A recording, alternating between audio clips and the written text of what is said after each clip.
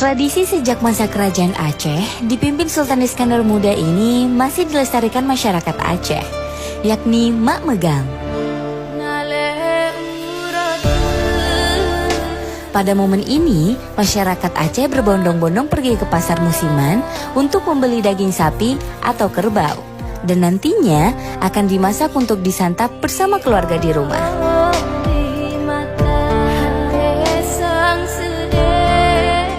Dalam setahun, ada 3 kali perayaan megang di Aceh, yakni sehari sebelum puasa Ramadan, sehari sebelum Lebaran Idul Fitri, dan sehari sebelum Lebaran Idul Adha.